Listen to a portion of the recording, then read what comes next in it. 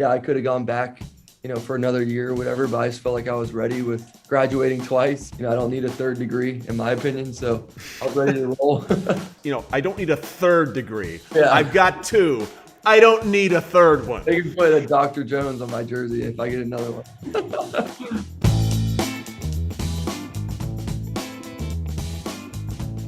This season of Half Forgotten History, we're partnering with Mercedes-Benz Sprinter Vans. I love the Sprinter van. It's always a smooth ride, whether I'm headed to the course to play around or to the stadium for a really good tailgate. And just like the world-class athletes we talk to on this show, Mercedes-Benz Sprinter Vans go the extra mile.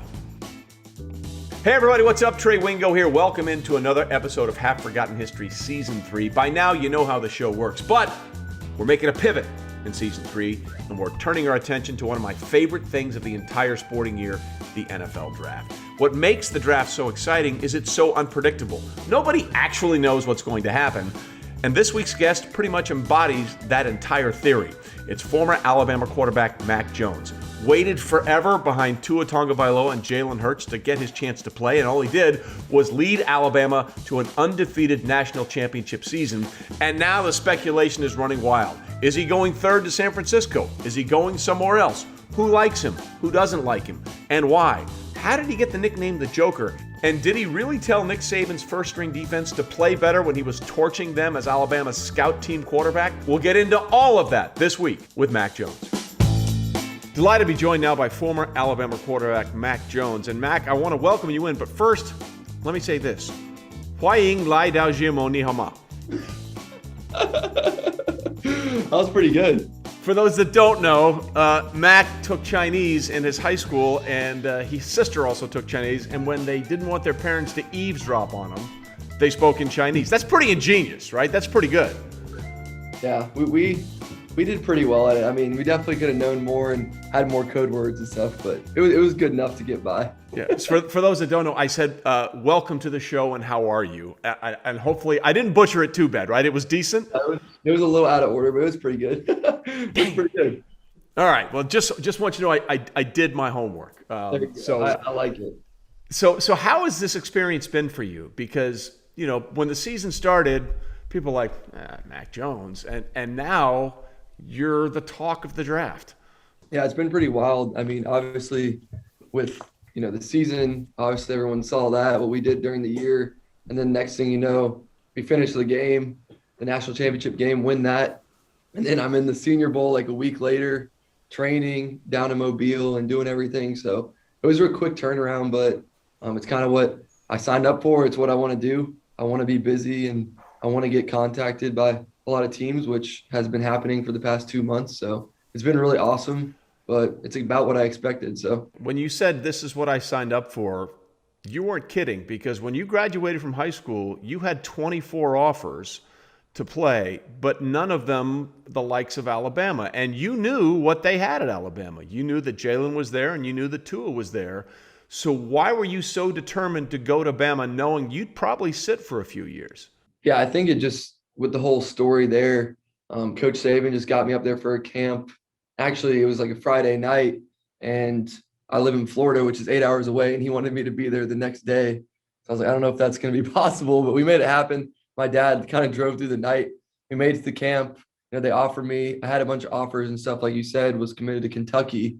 But I just loved that conversation single-handedly, changed my mind, and just what he was telling me about, the process. And I know everyone hears that word and it's like, what does that even mean? But he really defined it for what it meant for me as a player and a person at Alabama. So I just love what he said. And then obviously everything else takes care of it for itself, is like the facilities and all that stuff. That's just, it's top line. Nowhere is better. Facilities, dining halls, treatment, weight room, everything. So that was easy. That was the easy part for me. You could just walk around and see that. But Coach Saban and I talking was probably the number one thing that changed my mind. What was it that he told you that made you believe that you would get your opportunity? Yeah, I think it was just, how he saw me coming as a player. He was very honest with me. He told me, when you play quarterback for me, you don't have to do anything really well. You just have to do everything, good. So you don't have to try and make the best play ever where you're running around in circles, circling the defense and throwing it deep. He just wanted me to, operate within the framework of the offense and that's what I've always been good at, is just doing what the coaches tell me to do and then executing it. If they want me to run around and scramble, I'll run around and scramble. But, for Coach Saban, he wants you to sit in there and, operate the offense and get everybody lined up and do what you're supposed to do as a quarterback. So that was kind of what he told me. And obviously, in terms of development and how he saw me, how I could grow in the weight room. And obviously, you're at Alabama playing against the best players on scout field or whatever that may be, where you're not a starter, but you're going against guys that are NFL caliber players. Yeah, running around and making those crazy throws, that's what pro days are for, apparently. That's the new thing, right? That's go do these throws that maybe you'll do once every 3 seasons, right? Yeah, I like that. That's a good way. Yeah, it is. I mean, I always find it funny that people put so much stock in pro days where they have your season where you set a record, an NCAA record, 77.4 completion percentage, established a tied record with 4,500 passing yards, 41 touchdown passes against 4 interceptions. Yet they want to see you do stuff at the pro day. Yeah, I mean, for me, I'm just going to compete regardless. So I just go out there and throw. And yeah, I mean, I threw fine, I thought, but you're going to miss some and you're going to hit some. I think at pro day, people tailor their scripts, but I made my script really hard. So of course I'm going to miss some deep passes. I probably threw more deep passes than anybody else, but pro day is pro day. But if you watch the tape, I think that speaks for itself, like you said. But it's all part of the experience, and more so just your last time being with your teammates and all that stuff. But they want to see you interact with your teammates and how you are as a person. I think of one, I hit the roof on one of them. Coach Saban was kind of I kind of turned around. I was like, Coach Saban, can we not get a bigger indoor here or what? And everyone loved that. I mean, it's just, you get to show off your personality too, just things that happen, but stuff like that. But it's been awesome. Well, listen, that's how you got the nickname Joker, by saying things like that, correct? A little bit, yeah. It's more so my laugh, but some of it has to do with that as well. Well, I also read a story where at one point you were running the scout offense against the first team defense, and you kept throwing bombs and touchdowns, and Saban actually told you to cut it out, and your response was, make the defense stop me. Yeah, that happened a lot. Y'all only heard one version of the story, but I mean, if you ask the people that were on the defense or on the scout team, they would say that was an everyday thing, me and him kind of chirping back and forth. How frustrating was it? I mean, obviously you knew what you signed up for, like you said, but how frustrating was it knowing that you're doing these things with the scout team against the number 1 defense and knowing you weren't going to see the field for a while? Yeah, I thought it was awesome. You could get frustrated, but for me, it was how could I make the defense's day miserable? How could we score as many touchdowns as possible? But I mean, at that point, you're obviously frustrated that you're not playing, but you have to help out the team, first of all, but you also want to make it fun and realistic. So everything that I did was realistic. They would circle a guy to throw it to, and I was like, that guy's not open, so I'm not throwing it to him. And I'll maybe throw a deep ball over someone's head and score. But I would get yelled at for it. But I kind of learned in that regard to do your job and do what you're supposed to do. But at the same time, you just want to go out there and play while you're on the scout field. Well, why would you get yelled at? Because isn't that what you're supposed to be doing? Aren't you supposed to be pushing those guys? Yeah. Oh, yeah, for sure. I mean, I think it's more there's a play and it's like I said, there's a circled guy where they want you to throw in. I might, do something else, but you're supposed to. I mean, he doesn't get mad about that. He wants you to push the defense, but he also wants to give him a good look. So you got to do both. But yeah, I always made it fun. And I think the people on my scout field actually enjoyed going to practice instead of, like you said, being frustrated. They were more just this is kind of fun. So your entire year that you played was kind of fun. So why don't we take a break real quickly? When we come back, we'll talk about what your realistic expectations were for your final season at Alabama and how it all played out. We're back with Mac Jones right after this. This episode is brought to you by Mercedes-Benz Sprinter Vans with options like blind spot assist and active lane keeping assist, plus MBUX voice command technology for directions, weather forecasts, comfort control, and more. Mercedes-Benz can be ready to go the extra mile. I use it every time I head to the golf course. The handling is amazing, the ride is smooth, and trust me, you never run out of space. Thanks again to Mercedes-Benz Sprinter Vans. Back with you on this episode of Half Forgotten History with former Alabama quarterback and a guy that's going to go very early in the first round, Mac Jones. Mac going the extra mile with us, and we're going the extra mile this season on Half Forgotten History thanks to our friends at Mercedes-Benz Sprinter Vans. So, like we said, Mac, you had to wait a while to get your opportunity, and you finally get it. What were your expectations going into the season? Yeah, I mean, expectations is an interesting word for me. Like to me, sometimes you set expectations and they're too high to reach, and then you get let down. So I kind of more so believe in like goals and stuff like that.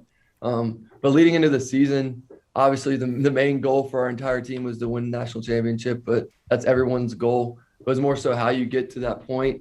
And individual stats and stuff will take care of themselves. Like what we noticed in the past, Alabama a little bit was like people were focusing on that instead of winning and doing what's right. So that kind of just took care of itself. So I didn't say, win this or win that award. I just wanted to win the national championship. And then you kind of look up and everyone's winning awards and everyone's getting good reviews from our coaches and how they're playing and everything like that. So it's been really good just to follow that simple goal like that. And then, other things just fall in place. But there was one thing that you wanted to work on this year, if I'm not mistaken. You knew that you had quality, NFL quality receivers in Smith and Waddle. So you spent a lot of time in this offseason working on your deep throws. And that certainly paid off because on throws of 20 or more air yards this year, you were 33 of 56, 1,355 yards, 17 touchdowns, and 2 interceptions. And that's something you worked on with some of your coaches in the offseason specifically, right? Yeah, we, obviously there was COVID, but those guys were, out there with me almost every day. Mechie, Waddle, Smitty, all those guys, Miller, the tight ends, whoever, running backs, Najee, even some of the offensive linemen were out there. So we were just out there trying to get better. We'd take the script for the day and kind of walk through the plays. And then I would work on some of the stuff I needed to work on, whether it was, the deep ball or whatever. And they wanted to, do some cuts and I threw it to them. So it was kind of a back and forth relationship, but we definitely utilized that like time in the off season and it showed up in games. And it just looked easy during the season, but we actually put a lot of hard work into it, throughout the year and before the season even started. Well, preparation certainly is something that you went to Alabama with, and it certainly seems like it's something that you worked on in the offseason. I read a story where your dad, who, by the way, played tennis and once beat Yannick Noah, a former French Open champion, that he sent you to Alabama with basically an outline, right? Like a complete chapter of how to prepare and impress people. Yeah, he's definitely helped me a lot. Obviously, like you said, he played tennis and stuff, and he's very successful in what he does because he works really hard. So I just kind of asked him to help me out and create goals like we talked about that will help you because, you can set goals for yourself and really reach for them. But we did every little goal there ever was from, getting more flexible to what stretches you can do to get more flexible. Or I want to be the starting quarterback. All right, well, what drills do I need to work on that will help me become the starting quarterback? Or how do I watch film? How do I, get better with my teammates, whatever it may be, just anything that could help. How do I get better in the classroom, whatever. So we did every little big goal and then broke it down into a bunch of process goals. And, there's still a sheet around somewhere and I've looked at it, but it's pretty cool to go back and look at some of the things that I accomplished. Obviously I'll have to create a new goal sheet coming up soon. I'll probably do that coming up this week and then get ready for the NFL stuff. But that's always been a way that I've operated well, is just having something that you can, reach for. But once you get there, you got to create more goals, because if you just get your goals and stop working, then things don't work out exactly how you want them to. No, but you're right, and I think a lot of people don't understand that because it's a dream until you write it down or put it down. Then it becomes a goal. That makes it real, right? That's a good way to put it. That's a really good way to put it. Well, thank you. It's what I do. I'm not quite your dad with the stretches, but I mean, he even told you, like, when you're talking to your coaches, don't fidget, right? He said, look them in the eye. I mean, he was very specific about a lot of things. Yeah, literally everything. But it wasn't like he made me do those things. It was I wanted him to help me, and he helped me. So I don't feel bad asking people for help. I mean, some people are more quiet or whatever, but I just needed help to kind of see that, like you said, the dreams come to reality. And then, you look up 4 years later and you completed a lot of the things that you wanted to do. So, well, you won the Davey O'Brien Award, which goes to the best quarterback in the nation. You're also consensus All-American, but you also won a very prestigious award that only one person wins every year. And every year there's a quarterback that said, well, he's more athletic than Tom Brady. So congratulations. You're this year's winner of being the quarterback who says he's more athletic, or that people say is more athletic than Tom Brady. When you hear things like that, what goes through your mind? People make that comparison or whatever. But I mean, I think I'm athletic. I don't like comparing myself to other people. I am athletic. I kind of even make jokes about it, but I really am. Growing up, I know I was always very athletic, played a lot of different sports, but sometimes on the field, I'm not gonna run around like I said and make all these crazy throws because I don't need to. I'm just gonna do what I'm supposed to do. But yeah, it's good to get that award that you're talking about, I guess. Well, no, every year somebody in the draft, well, he's a more athletic version of Tom Brady. It's like, so that, I mean, I'm sure you have a mantle where the Davey O'Brien Award is going, but you got to carve out a place for that one as well. Maybe all right? you can make it and send it to me or something. Done. I'm very creative. Be careful what you wish for. You might regret it. My address, you can drop it off. Perfect. The other thing which I thought was really interesting is that you graduated, 2.5 years with a 4.0 GPA. You weren't kidding around in school. That's another thing is like I took very serious. I always kind of compete in the classroom too. So I'm going to try and get, a good grade, but also learn what I'm supposed to learn in the class. So yeah, I graduated, undergrad with a 4.0 and postgrad with a 4.0. So that's awesome. And I think it's, it goes to show that you have to be a full circle person and player, especially in college. You're a student athlete, not just an athlete. So I never missed a class at Alabama. Like I took a lot of pride in being on time and not getting in trouble for doing the little things like that, doing stuff like that. So I had to just, kind of learn from people, but I also always have had that like drive in myself just to be on time and do the things that you can control well. It's interesting because a lot of people in last year's draft saw Justin Herbert out of Oregon and how serious he took his studies, and he eventually went to be a doctor when his playing days are over. And there were some people that were like, is he really serious about football? Because he's taking his studies very seriously. And I always thought that was the dumbest thing in the world, because if you're going to do something, you might as well do it to your fullest. So right. What do you think that ability to carry that course load and graduate with that GPA tells NFL teams about you? Yeah, it just shows that I'm super driven. Nobody forced me to graduate in a certain amount of years. I just did it, on my own because I kind of loaded up my coursework and went to study hall and did all that. But it just shows that I care about what's important to me, and academics obviously is a big part. And obviously I'm done with school, so I got 2 degrees and was very fortunate to do that. But I think it just shows that I'm a full all around person that just kind of does what they're supposed to do. Whatever's asked of me, I'm going to do it and try and do it to the best of my ability. This process is always very kind of weird leading up to the draft. And I've always said there should be 2 drafts. There should be a draft when the season's over, and then a draft in April, and see how different they would be, because people's perceptions and things change so crazily. Like, what were when you started the year, what did you think about your NFL prospects? Yeah, I always wanted to play in the NFL, but that wasn't even my focus. It was like I just finally got the chance to be the starter at Alabama, so I was just trying to, be a great starter. But even like if someone would ask me about it as the season went on, I would get pissed. I was like, I don't want to talk about that. And I, maybe would like not respond to their text or not, tell whoever. I'm like, don't talk about that right now. I'm not focused on that. So obviously I have big goals and could see myself in the NFL, and then kind of had a good season. And like I said, graduated twice, was a team captain, kind of checked a lot of the boxes that I wanted to check. And then sure enough, I put myself in a really good position based off of my tape and winning the national championship and winning all those games that we won. So it's been crazy. I don't know if I would say that I'd be in this position if you looked back on it, but I always did have the confidence to do that. You sort of had to have that confidence going into the situation that you went into in Alabama, right? You had to eventually believe, I'm going to get my shot. And betting on yourself sometimes is the hardest thing for people to do, but it sounds like that was your plan all along. Yeah, I definitely have always had confidence, but not in like a disrespectful way, but you always have to believe in what you're doing, and get better every day. Like, you can't just have that confidence from high school. You got to have experiences that add up. But, for me, I always just say I played football for, however many years, whatever it is, 15 years now. So I'm like a 15-year veteran in my mind because I've been playing since I was 5. So I always have that confidence that, this is what I do. And I just kind of read and react to what the defense does and go out there and let it rip. All right, so you said you weren't focusing on anything in the NFL this year because, like you said, you finally got to be the starter and you wanted to focus on that. So let's fast forward through the season now. You finish it, you win the national championship game. At what point did you realize, hey, I might be a first-round pick? Yeah, I mean, a lot of my teammates, obviously, they were considered first round draft picks and stuff. And I think we all just played better as the year went along. So we kind of realized that at the end of the season, won the national championship. That's a big part of it for us.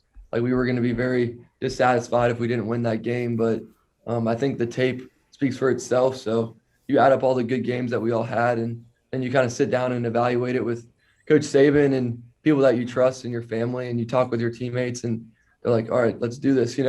So Yeah. obviously it starts with yourself. You have to want to do it, but you also have to have good information to realize that you're going to put yourself in a good position to have success. All right, so why don't we take our final break here, and when we come back, we'll talk about this now transition that you're in and the expectations going forward. The winner of this year's More Athletic Than Tom Brady college quarterback, Mac Jones, is with us. Stay with us. We're coming right back. Basketball teams are gearing up for the final month of the regular season, and while some teams are locks to make it into the postseason, others are still fighting for their opportunity to chase that trophy this summer.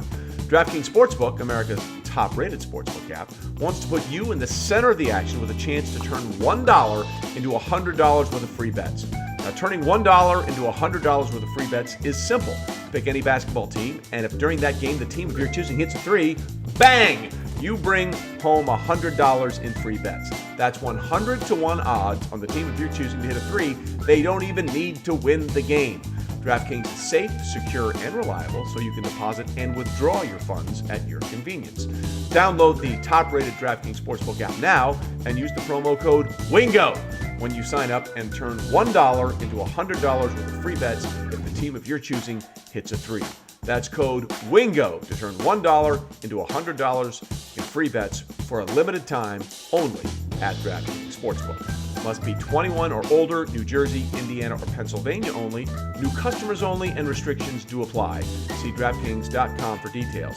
And if you have a gambling problem, call 1-800-GAMBLER or in Indiana, 1-800-9-WITH-IT. Here on Half Forgotten History, we love talking to the legends in the game about the stories behind some of their most rewarding moments, sometimes in the biggest game possible.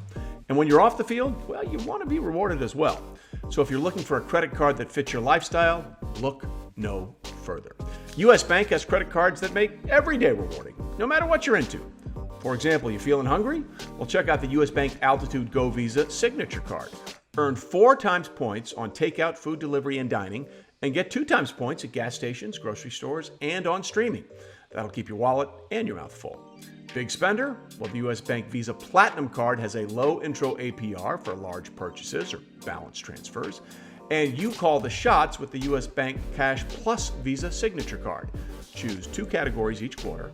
Earn 5% back on your first $2,000 of eligible purchases from those categories. So don't just get a credit card, get the right card to make every day more rewarding. Cashback, merchandise, travel rewards, and low intro APRs are waiting. Learn more at usbank.com/credit card. The creditor and issuer of these cards is U.S. Bank National Association, pursuant to a license from Visa USA Incorporated, and the cards are available to U.S. residents only. Some restrictions may apply. Member FDIC. All right, back with Mac Jones on this episode of Half Forgotten History. Mac, by the way, tell us what you're doing with the Bows in the run-up to the NFL Draft, your partnership there. Yeah, so I, have a partnership with them. I'm really excited, to join the Bows family, I guess, and get a chance to work with them. But I love their headphones, and I'm looking forward to just wearing them and listening to music. I like all types of music, so everyone has their preference, but Bose has been my favorite so far. Well, fantastic, and I'm sure it's the first of many partnerships for you going forward, trust me, Yes. on the next level.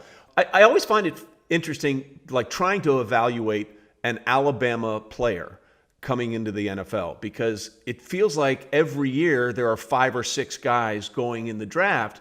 So we're always trying to figure out, okay, where are the Alabama players? Because it feels like when you watch the things that they do in college, there are so many of them that are going on to the pros. It's hard to get a real sense of what they're going to be at the next level. Does that make any sense to you?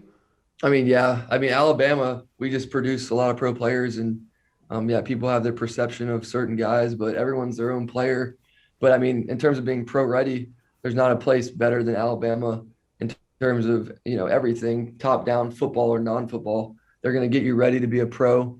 And by your, 3rd or 4th year, people that are, acting like pros and playing like pros will get a chance to be pros. So, we all put ourselves in that position, but, there's always going to be doubters and people say like, oh, you have all these great players around you, which you do, but that's what you're supposed to do is get the ball to the playmakers. And, you take a guy like Joe Burrow, he had great playmakers too, and he did the same thing. So I don't know why people want to create it as a knock.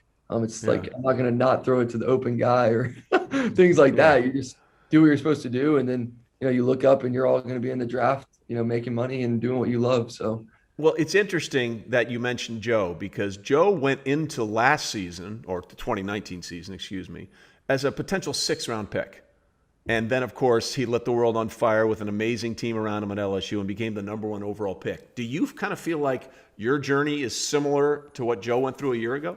Yeah, in a way. I mean, like you said, everyone kind of doubted him out at LSU. And then next thing you know, he comes back and some pieces fall in place. But he looked great. And the reason he looked great, and I've heard stories, is because he was always up at the facility, always preparing really hard. And that's exactly what I did. I didn't do, much different, if not more. Just I'm always up there trying to get better. And then you go out on game day and you make everything look easy. And your teammates look at you and they have confidence in you, knowing that you know exactly what the defense is doing and that you're the most prepared guy on the field. So I kind of just followed his story, and obviously what he did was what he did, and ours is a little different. But, when you come out as a national championship quarterback, you're the best quarterback in college football, then it kind of is what it is. Like, you can't deny the fact that the person who wins the national championship is, one of the best quarterbacks in the country. There's no question. Now, what is interesting is you're going to be in a very unique group, assuming that everybody's right and you're going in the first round. Since 2006, there have been just 6 college quarterbacks taken in the first round with fewer than 20 college starts, and you would be one of the 7th, and Trey Lance could also get in that group. Here are the list of the guys with less than 20 college starts: Mitchell Trubisky, Cam Newton, Dwayne Haskins, Mark Sanchez, Kyler Murray, and Ryan Tannehill. What do you think about it's been sort of a mixed bag of guys with fewer than 20 college starts. What do you say to people that might have concerns about that? Yeah, I mean, if you look at the starts, I really only lost 1 game. So I'm in a different boat than all those guys. I know for a fact that none of them probably only lost 1 game, but it is what it is. I waited my turn. A lot of people would have left. I got my chance and did really well. So, I had a lot of good help along the way, but at the same time, you can look at the games and watch the tape and watch the plays in the games and see that it was good football and it was good quarterback play. So honestly, in my opinion, I got better each game and I'll continue to do that. So I'm really not peaked out or anything like that. I'm really just getting started. So I'm really looking forward to doing it in the NFL. And yeah, I could have gone back, for another year or whatever, but I just felt like I was ready with graduating twice. And, I don't need a 3rd degree in my opinion. So I was ready to roll. By the way, let's just point, that was a strong flex. I don't need a 3rd degree. Yeah. I've got 2. I don't need a 3rd one. They can put a Dr. Jones on my jersey if I get another one. When you see these latest mocks that have you going potentially 3rd, is that something you were prepared for when the season began or when this process began? Yeah. I mean, I knew that a lot of teams, saw a lot of good things in me and anything can happen. But I mean, when you watch the tape, all the teams have said that they've been very impressed and getting to know me and my football IQ. They just love it. So I think, the media and people like that want to bash me or this and that. But I think a lot of teams have me, ranked high, which is really cool.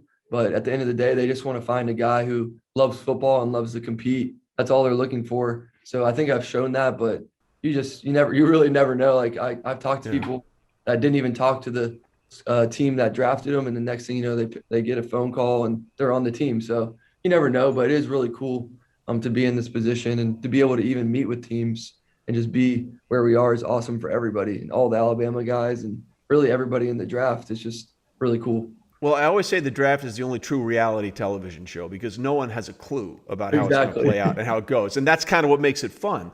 So what's been the weirdest part of this process, the run up to the draft? What's been the strangest thing? Yeah, I'd just say like not being in person with some of the teams. It is kind of hard to there's always a little bit of Zoom not awkwardness, but you might cut somebody off while they're trying to talk. So that's just the only weird part. But honestly, all the teams I've met with have done a great job of setting it up to where it's real easy. You watch the film, you get on the board, talk about your life, whatever, So it's kind of like you're in person, but it's kind of the new normal. But that's kind of been the biggest surprise. What's been the best part about it for you?